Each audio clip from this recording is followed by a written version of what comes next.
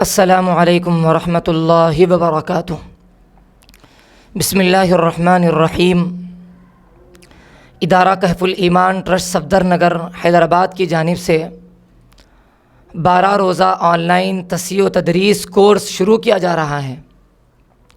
اس بات کی کوشش کی جا رہی ہے کہ 12 دن میں نورانی قاعدہ ہر تختی کو پڑھانے کا طریقہ، رواج پائی غلطیوں کی نشاندہی، تجوید کے مبادیات، حفظ اردو کے ضروری وہ قواعد جن پر توجہ بالعموم نہیں ہو پاتی ہے، کامیاب معلم کے رہنما اصول، سزاؤں کے اصول و آداب، مکاتب کے مقاصد، اذان، اقامت، امامت کے اصول اور ان کی ذمہ داریوں کو 12 دروس میں پیش کیا جائے، جس سے حفاظ کرام، نوفارغ علماء، مکاتب اور ٹیوشن پڑھانے والے حضرات کے علاوہ وہ حضرات بھی فائدہ اٹھا سکتے ہیں جو اپنی تجوید میں پختگی پیدا کرنے کی گھر بیٹھے کوشش کرتے رہتے ہیں۔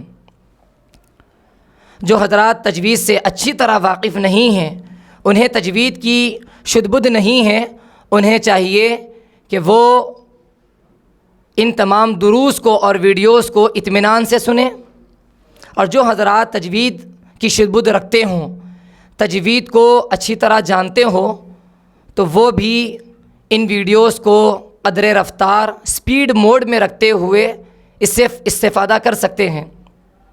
لیکن یاد رکھیں کہ یہ بیان نہیں ہے بلکہ درس ہے، انداز بھی درس کا ہوگا۔ آپ حضرات سے بھی درخواست ہے کہ نکتہ وار ان باتوں کو لکھنے کی کوشش کریں۔ کورس کے پہلے دن یعنی آج ہم 6 مضامین کو سنیں گے۔ پہلا مضمون تجوید کسے کہتے ہیں، دوسرا تجوید اور علم تجوید کی اہمیت و ضرورت، قرآن و حدیث اور قراء کی زبانی، تیسرا تصحیح و تدریب کی ضرورت اور اس کے شعبہ جات کی ضرورت، نمبر 4 نورانی قاعدے کی وجہ تسمیہ اور نور محمد لدھیانوی رحمۃ اللہ علیہ کا تعارف، نمبر 5 کیا نورانی قاعدہ ہی پڑھانا ضروری ہے،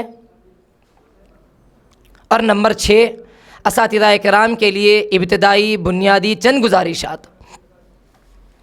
سب سے پہلی بات، تجوید کسے کہتے ہیں؟ تجوید کا لغوی معنی ہے خوبصورت بنانا، اور اصطلاح میں تجوید کہتے ہیں حروف قرآنیہ کو اس کیفیت و انداز سے ادا کرنا جس طرح وہ حضرت صلی اللہ علیہ وسلم پر نازل ہوا۔ علامہ شیخ مقری ضیاء الدین رحمۃ اللہ علیہ فرماتے ہیں کان التجوید اداء کاداء الرسول صلی اللہ علیہ وسلم ووجوہ الاداء عنہ الینا منقول۔ بالفاظ دیگر یہ کہا جا سکتا ہے کہ تجوید قرآن پاک کی تلاوت اس طرح کرنے کو کہتے ہیں کہ ہر حرف کو اس کا حق دیتے ہوئے پڑھا جائے، اس کے مخرج کی رعایت ہو، صفات کا لحاظ ہو، غنہ، مد، اخفاء، تفخیم، ترقیق وغیرہ ضروری قواعد تجوید اور قرأت کا لحاظ رکھتے ہوئے قرآن پاک کی تلاوت کی جائے۔ تجوید کا مطلب ہرگز یہ نہیں ہے کہ زبان کو چبایا جائے، جبڑوں کو ٹیڑھا کیا جائے، آواز میں گونج پیدا کی جائے، تشدید کو سختی سے کھینچا جائے، مد کو کاٹا جائے، بھنبھناہٹ آواز میں پیدا ہو جائے، محض تغنی اور راگ بنانا، تکلف کرنا، یہ تجوید کا مطلب نہیں ہے، بلکہ اس سے تو منع کیا گیا ہے، اور بعض طبیعتیں اس سے متنفر ہو جاتی ہیں۔ مولانا میر روشن علی حیدرآبادی فرماتے ہیں کہ مجود کے لیے 3 امور کی رعایت کرنا ضروری اور لازم ہے۔ نمبر 1 تصحیح، نمبر 2 تحسین، نمبر 3 تزئین۔ تصحیح کا مطلب یہ ہے کہ حروف کو مخارج اور صفات سے ادا کریں۔ تحسین کا مطلب یہ ہے کہ ادغام، فک ادغام، مد، قصر، تفخیم، ترقیق وغیرہ قواعد کا لحاظ رکھا جائے۔ تزئین کا مطلب یہ ہے کہ بغیر کسی تکلف اور بناوٹ کے اچھی آواز سے قرآن پاک کی تلاوت کی جائے۔ لہٰذا جو حضرات ان ساری چیزوں کی رعایت کرتے ہوئے قرآن پاک کی تلاوت کرتے ہیں، وہ حضرات قرآن پاک کو تجوید سے پڑھنے والے ہیں، اور جو حضرات ان چیزوں کی رعایت نہیں کرتے ہیں وہ حضرات تجوید سے قرآن پاک پڑھنے والے نہیں ہیں۔ انہیں چاہیے کہ تجوید کو سیکھنے کی فکر کریں۔ دوسرا موضوع ہے تجوید اور علم تجوید کی اہمیت و ضرورت۔ علم تجوید اور قواعد کو سیکھنا فرض عین تو نہیں ہے، فرض کفایہ ہے، لیکن تجوید کے مطابق پڑھنا، تلاوت کرنا یہ تو فرض عین ہے۔ اللہ رب العزت کا ارشاد ہے وَرَتِّلِ الْقُرْآنَ تَرْتِیلًا، دوسری جگہ ارشاد ہے وَرَتَّلْنَاهُ تَرْتِیلًا، آپ قرآن پاک کو تجوید سے پڑھا کیجئے، تجوید سے پڑھیے۔ حضرت علی رضی اللہ عنہ کی تفسیر ہے الترتیل تجوید الحروف و معرفت الوقوف، کہ ترتیل کا مطلب حروف کو تجوید سے ادا کرنا ہے، مخارج اور صفات کے ساتھ، اور وقف کے قواعد کا جاننا ہے۔ علامہ دانی رحمۃ اللہ علیہ نے عبداللہ بن مسعود رضی اللہ عنہ کے قول کو بھی نقل کیا ہے اس کی تفسیر میں، جود القرآن، تیسری آیت ہے الذین آتیناہم الکتاب یتلونہ حق تلاوتی، وہ لوگ جن کو ہم نے کتاب دی ہے وہ لوگ قرآن پاک کو کتاب کی تلاوت کرتے ہیں اس کا حق ادا کرتے ہوئے۔ حق ادا کرنے کا مطلب یہی ہے کہ اس کی تلاوت ویسے ہی کریں جیسے نازل ہوا۔ المقصود بحق التلاوہ و بادائہ کما انزل وہو الترتیل، یہ تمام آیتیں اور ان کی تفاسیر بتلا رہی ہے کہ تجوید سے قرآن پاک پڑھنا واجب ہے، اور تجوید سے پڑھنے کے لیے سیکھنا، ماہر فن سے رجوع ہونا اس کے لوازمات میں داخل ہے۔ حضور صلی اللہ علیہ وسلم کی دسیوں احادیث سے بھی قرآن پاک کو تجوید سے پڑھنے کی اہمیت اور تاکید معلوم ہوتی ہے۔ اللہ کے نبی صلی اللہ علیہ وسلم نے فرمایا ان اللہ یحب ان یقرأ القرآن کما انزل، کہ بے شک اللہ رب العزت پسند فرماتا ہے کہ قرآن پاک کو ایسے پڑھا جائے جیسے نازل ہوا ہے۔ قرآن پاک کے ایک ایک حرف پر 10 نیکیاں ملتی ہے۔ من قرأ حرفا من القرآن کتبت له حسنۃ من جاء بالحسنۃ فلہ 10 امثالها، بے شک یہ سارے فضائل، یہ نیکیاں 10 نیکیاں اسی وقت ہیں جب کہ تجوید سے پڑھا جائے۔ تجوید سے اگر نہیں پڑھیں گے تو پھر اللہ کے نبی صلی اللہ علیہ وسلم کے اس وعید کے ہم مستحق ہو جائیں گے۔ حضرت انس رضی اللہ عنہ راوی ہیں، فرماتے ہیں رب تال للقرآن والقرآن یلعنہ، بہت سے قرآن پاک کی تلاوت کرنے والے وہ ہیں جو قرآن پاک کی تلاوت تو کرتے ہیں جبکہ قرآن ان پر لعنت کرتا ہے، رحمت خاصہ سے دوری کی بددعا کرتا ہے۔ نہ پڑھتا تو بہتر تھا، نہ پڑھتا تو بہتر تھا۔ تو احادیث کے ذریعے سے بھی یہ بات معلوم ہوتی ہے کہ تجوید کا سیکھنا، تجوید کے مطابق قرآن پاک پڑھنا یہ واجب ہیں، یہ فرض ہیں۔ امام جزری رحمۃ اللہ علیہ مقدمۃ الجزری میں ارشاد فرماتے ہیں والأخذ بالتجوید حتم لازم من لم یجود القرآن آثم، تجوید کے مطابق عمل کرنا اور تجوید کے مطابق قرآن پاک پڑھنا فرض ہیں، لازم ہیں، اور جو تجوید سے قرآن پاک کو نہ پڑھے گنہگار ہیں۔ تجوید تلاوت کی زینت بھی ہے، زیور بھی ہے، اور قرات کی بھی زینت ہے۔ ابو العز قلنسانی رحمۃ اللہ علیہ فرماتے ہیں کہ قرآن کو تجوید سے پڑھنا ایسے ہی فرض ہے جیسے کہ نماز پڑھنا فرض ہے۔ تجوید سے قرآن پاک پڑھنا ایسے ہی فرض ہے جیسے کہ نماز پڑھنا فرض عین ہے۔ تعجب ہوتا ہے انسان پر کہ انسان کی بنائی ہوئی زبان کو، زمینی زبان کو معاش اور روٹی روزی کے واسطے انسان زبان سیکھ لیتا ہے، اس کے لیے وقت دیتا ہے، اس کی نوک جھونک باریکیوں کا لحاظ رکھتا ہے، اس زبان کی نوک و پلک کو بھی درست کرتا ہے، خاص لہجے کے بغیر بات کرنے کو معیوب قرار دیتا ہے، of line on line training اور ٹیوشن لیتے رہتا ہے، لیکن وہی قرآن پاک کے سیکھنے کو، اس کی تجوید کو، اس کے حروف کو، اس کے مخارج کو، اس کے صفات کو سیکھنے کو بہت بڑا پہاڑ سمجھتا ہے، جبکہ اللہ رب العزت فرماتا ہے وَلَقَدْ يَسَّرْنَا الْقُرْآنَ لِلذِّكْرِ، ہم نے قرآن پاک کو بہت ہی آسان کر دیا ہے۔ ہاں اور عین کو کھکارنے میں تو آدمی استعمال کر سکتا ہے، لیکن قرآن پاک کو پڑھنے میں، تجوید کے ساتھ پڑھنے میں ہاں اور عین اس کے لیے مشکل ہو جاتا ہے، یہ بھی ایک تعجب ہے۔ حضرت محی السنہ ابرار الحصاب رحمۃ اللہ علیہ نے اس کی ایک عمدہ مثال دی ہے۔ ایک صاحب کے مکان میں جانا ہوا، داخل ہو رہے ہیں، جانے کے بعد حضرت نے کہا وہ جو اوپر چڑھنے کے لیے لفٹ ہوتا ہے نا، لفٹ وہ کہاں ہے؟ وہ جو لفٹ ہوتا ہے، لفٹ وہ کہاں ہے؟ تو لوگوں نے غور سے سنا۔ ایک صاحب آ کر کہنے لگے کہ حضرت شاید آپ لفٹ کہنا چاہتے ہیں، اسے لفٹ کہتے ہیں اوپر چڑھنے کے لیے، لفٹ نہیں کہتے، لفٹ تو بائیں جانب کو کہتے ہیں۔ تو حضرت نے اس وقت کہا ہاں وہی تو میں بتانا چاہ رہا تھا، وہی تو میں بتانا چاہ رہا تھا۔ انگریزی کی غلطی کو آدمی غلطی سمجھتا ہے، ایک حرف کی تبدیلی، ایک لہجے کی تبدیلی کو غلطی سمجھتا ہے، وہی قرآن پاک کی تبدیلی علیم کو علیم پڑھ لینا۔ جبکہ قرآن نے بالاتفاق لحن جلی کو حرام قرار دیا ہے۔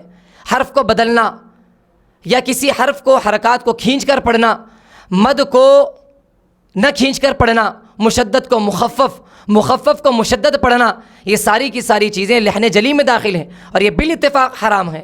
معنی بدل جاتا ہے، نماز فاسد ہو جاتی ہے، رحمت کے بجائے لعنت کا مستحق بن جاتا ہے۔ علیم کے معنی جاننے کے ہیں، چھوٹی سی مثال دی جا رہی ہے۔ اور علیم الف کے ساتھ، حمزہ کے ساتھ، علیم کے معنی تکلیف دینے والے کے ہیں۔ اللہ رب العزت کی آدمی تعریف کرتے ہوئے، قرآن پاک کی تلاوت کرتے ہوئے وَكَانَ اللَّهُ شَاكِرًا عَلِيمًا، علیمہ کے بجائے علیم کا پڑھ دینا کتنے معنی کا بگاڑ پیدا ہو جاتا ہے، سبب بن جاتا ہے۔ اس لیے ہمیں چاہیے کہ خود بھی تجوید سیکھیں، اپنی اولاد کو بھی سکھائیں، اور پڑھنے والے طلباء کے سرپرست اور ان کے والدین کو بھی اس سے آگاہ کریں۔ تیسری چیز ہے، تیسرا عنوان ہے تصحیح و تدریب کی ضرورت اور اس کے شعبہ جات کی ضرورت کیوں پیش آئی ہے۔ ذہنوں میں سوال یہ پیدا ہوتا ہے کہ ہم نے مدرسے میں پڑھا، مکتب میں پڑھا، ٹیوشن میں پڑھا، استاد کے پاس پڑھا، اچھا پڑھا، پھر دوبارہ پڑھانے سے پہلے یہ ٹریننگ، یہ تصحیح، یہ تجوید، یہ تصحیح کا شعبہ، اس کی کیا ضرورت ہے؟ اچھی طرح ہمیں اس سلسلے میں سمجھنا چاہیے کہ اچھا پڑھنا الگ فن ہے اور اچھا پڑھانا ایک الگ کمال ہے۔ ہر اچھا پڑھنے والا اچھا پڑھانے کا سلیقہ بھی رکھتا ہو یہ ضروری نہیں ہے۔ کامیاب معلم اور مدرس کے لیے جہاں درد مندی، امانت داری، احساس ذمہ داری اور عملی تربیت ضروری ہے، وہیں عملی پختگی، پڑھے ہوئے فن میں مہارت، انداز تفہیم، بچوں کی نفسیات سے واقفیت، آسان اور تدریج کا لحاظ رکھتے ہوئے قواعد کو پیش کرنا ایک ماہر استاذ کی علامت ہے۔ بچوں کی مثال ایک صاف تختی کی سی ہوتی ہے، اگر اس پر ابتدائی میں اچھی محنت کرائی جائے تو وہ راسخ اور مضبوط ہو جاتا ہے۔ حضرت حسن بصری رحمۃ اللہ علیہ کا قول ہے العلم فی الصغر کالنقش علی الحجر، کہ بچپن کا پڑھا ہوا بچپن تک کام آتا ہے۔ بعض اساتذہ غلطی سننے کے باوجود ٹوکتے نہیں ہیں، جس کی وجہ سے بچوں کی غلطی اور زیادہ مضبوط مستحکم ہو جاتی ہے، بعد میں اس کی اصلاح کرنے میں کافی محنت لگتی ہے۔ اب اساتذہ کرام کو دو کام کرنے کی ضرورت پیش آتی ہے، ایک تو صحیح ادائیگی بتائیں، دوسرے غلط ادائیگی کی اصلاح کریں۔ جب استاذ اچھا پڑھانے کا سلیقہ نہ جانتا ہو تو وہ بچوں کا وقت ضائع کرتا ہے، پھر ان کی صلاحیت کے ساتھ کھلواڑ کرتا ہے، والدین کے اعتماد اور بھروسے کو توڑ دیتا ہے، پھر ایک ایسی کھیپ تیار ہوتی ہے جو بجائے صحیح تعلیم دینے کے غلط تعلیم دیتی ہے، پھر ان کے تحت پڑھنے والے طلباء بھی اسی طرح پیدا ہوتے رہتے ہیں۔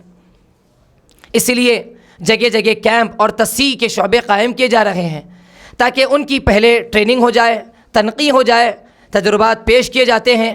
بے شک تجربات وحی منزل من اللہ تو نہیں ہوتے ہیں، لیکن تجربات سے فائدہ اٹھایا جا سکتا ہے۔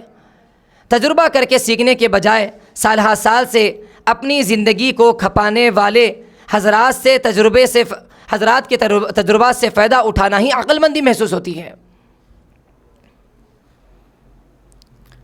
حضرت مولانا اسماعیل صاحب کا پودروی دامت برکاتہم فرماتے ہیں کہ مدرس کے لیے 3 چیزیں ضروری ہیں، اپنی تصحیح ہو، پڑھانے کی ترتیب سے واقفیت ہو، اہل اللہ کی صحبت ہو۔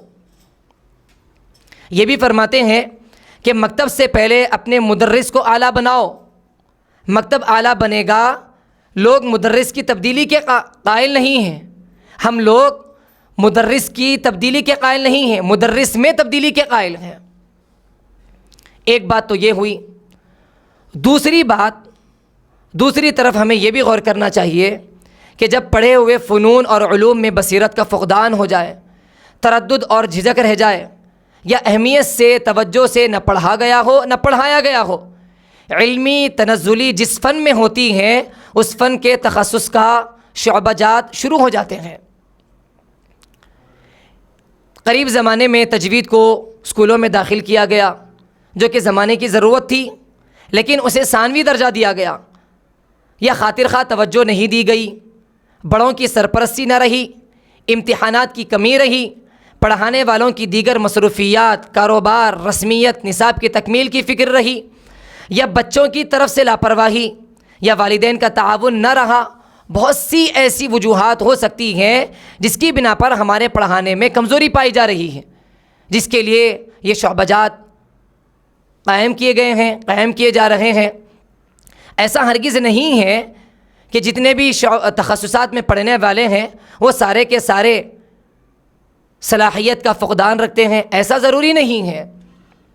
حضرت مولانا عبید الرحمن اطہر صاحب دامت برکاتہم العالیہ فرماتے ہیں، بسا اوقات معلمین کی مہارت اور تدریسی طریقہ کار میں نقص و کمی کے باعث طلبہ عزیز کا طویل وقت صرف ہو جاتا ہے اور نتیجہ بھی خاطر خواہ نہیں ہوتا۔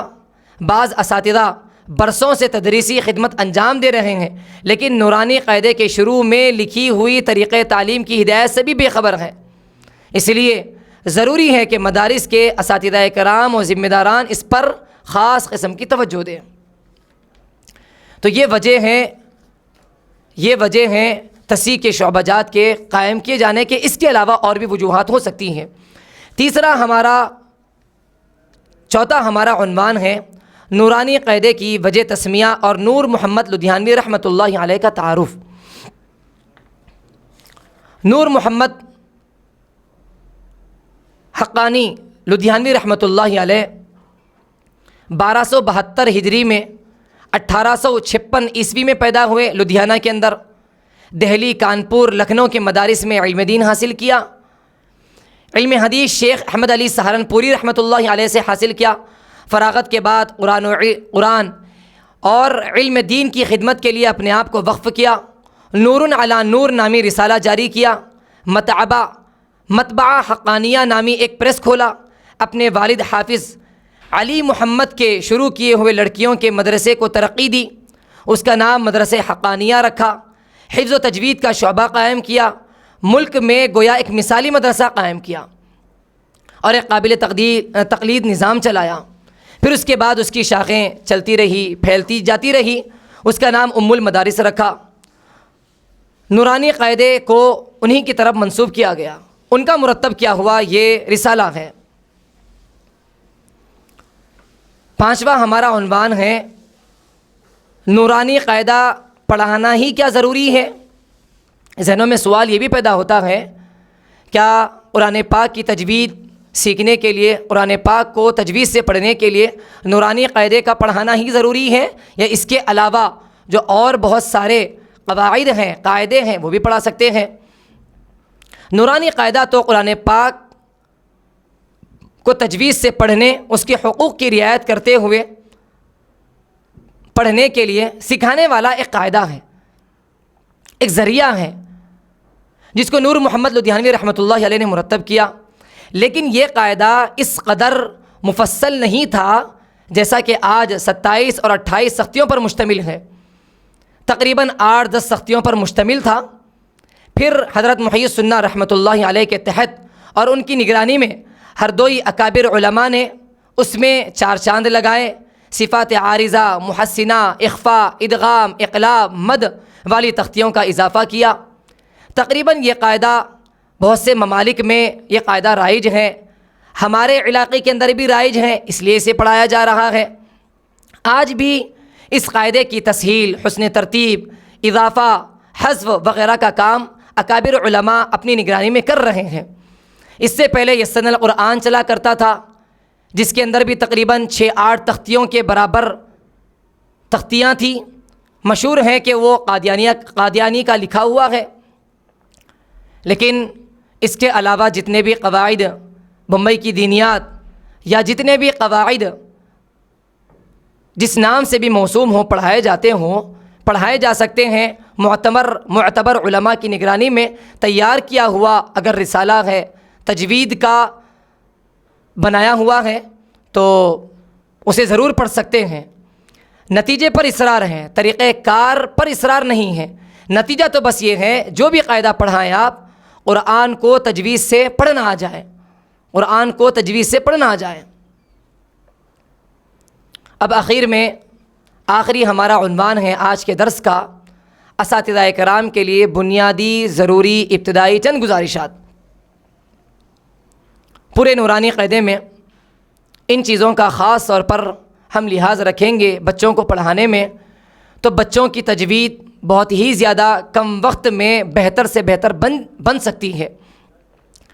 پہلی بات تو یہ ہے کہ طلباء کرام کے سامنے ان کی عمر اور سمجھ کے اعتبار سے تجوید کی اہمیت، تجوید سیکھنے کے فوائد بتلائیں، ہفتہ واری آموختہ نصیحت اور ذہن سازی ضرور رکھیں، اس کا ایک دن مقرر رکھیں، ہر تختی کے بعد باضابطہ امتحان ہو، اس کے لیے کاپی بھی رکھیں تاکہ امتحان سرسری نہ ہو۔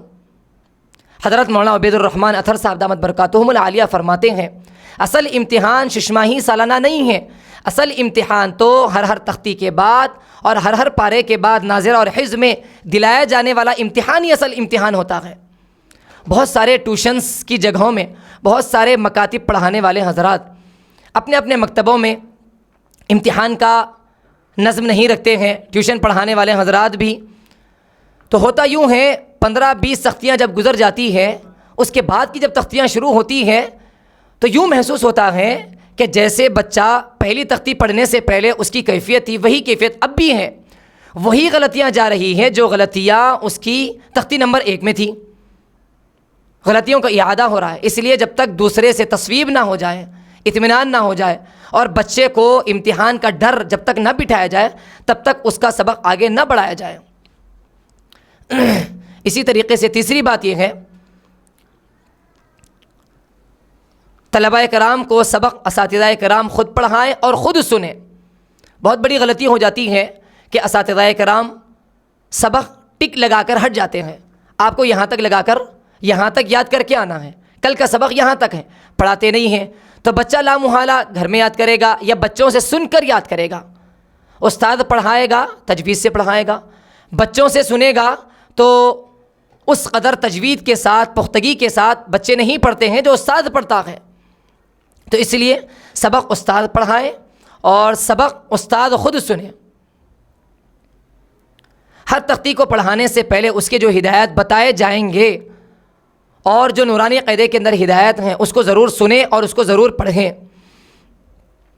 اور ایک گزارش یہ بھی ہے، بہتر ہوگا کہ اساتذہ کرام جو سال ہا سال سے قاعدہ ناظرہ حفظ پڑھاتے ہیں یا آئندہ پڑھانے والے ہیں، اس بہانے سے حفظ اردو کی کتابیں اس کو پڑھ لیں، جو سمجھ میں نہ آئے ماہر پڑھنے والے پڑھے ہوئے یا ماہر سے رجوع کرتے ہوئے ان سے سوال کر لیں، پوچھ لیں، اس بہانے تو حفظ اردو کی کتابیں گزر جائیں گی۔ حکیم الامت تھانوی رحمۃ اللہ علیہ کی ترتیب دی ہوئی جمال القرآن، قاری صدیق صاحب رحمۃ اللہ علیہ کی ترتیب دی ہوئی تسہیل التجوید، اور بھی بہت سارے قواعد التجوید، معلم التجوید، فوائد مکیہ، بہت ساری کتابیں ہیں جو آسان ہوں، جو میسر ہو، اس کو ہم اپنے مطالعے میں ضرور رکھیں۔ ایک آخری اہم بات یہ بھی ہے کہ طلباء کرام جب سبق سنائیں گے تو ان کا ہرگز ہم تعاون نہ کریں۔ ہوتا یوں ہے کہ ہم سبق جب بچوں کا سنتے ہیں تو لقمہ دیتے ہیں بیچ بیچ میں، بچہ پڑھ رہا ہے زادہ، تو بچہ پڑھتے پڑھتے زا ہم کہتے ہیں دا، درمیان میں ہم لقمہ دیتے ہیں، گویا کہ بچہ تنہا سبق نہیں سنا رہا، بچہ بھی سنا رہا ہے ساتھ میں ہم بھی سنا رہے ہیں، دونوں مل کر سبق حل کر رہے ہیں۔ اسے سبق سنانا نہیں کہیں گے، سبق حل کرنا کہیں گے اسے۔ تو بچے کا سبق سنیں، حل نہ کروائیں وہاں بیٹھ کر، حل کروانے کے لیے علیحدہ وقت ہو، پہلے حل کروا دیں، اس کے بعد جب بچہ سبق سنائے گا بغیر اٹکی بغیر غلطی کے سنیں، بغیر اٹکی بغیر غلطی کے طالب علم سنائیں، اس کا ہم کسی بھی اعتبار سے تعاون نہ کریں، ورنہ جب بچہ سبق سنا رہا ہے ہم بھی اس کا تعاون کر رہے ہیں، آگے چل کر وہی غلطیاں دوبارہ وہ دہرائے گا۔ اس لیے ان چیزوں کا لحاظ رکھیں۔ اخیر میں خلاصے کے طور پر بتا دوں کہ آج کے درس میں ہم نے 6 باتیں سنی ہیں۔ پہلی بات تجوید کسے کہتے ہیں، دوسری بات تجوید اور علم تجوید کی اہمیت و ضرورت، قرآن و حدیث اور قراء کی زبانی۔ تیسری بات تصحیح و تدریب کی ضرورت اور اس کے شعبجات کی ضرورت۔ چوتھا عنوان نورانی قاعدے کی وجہ تسمیہ اور نور محمد لدھیانوی رحمۃ اللہ علیہ کا تعارف۔ نمبر 5 کیا نورانی قاعدہ پڑھانا ہی ضروری ہے؟ نمبر 6 اساتذہ کرام کے لیے ابتدائی بنیادی چند گزارشات۔ السلام جمال الوجود بذكر الإله وتصفو الحياة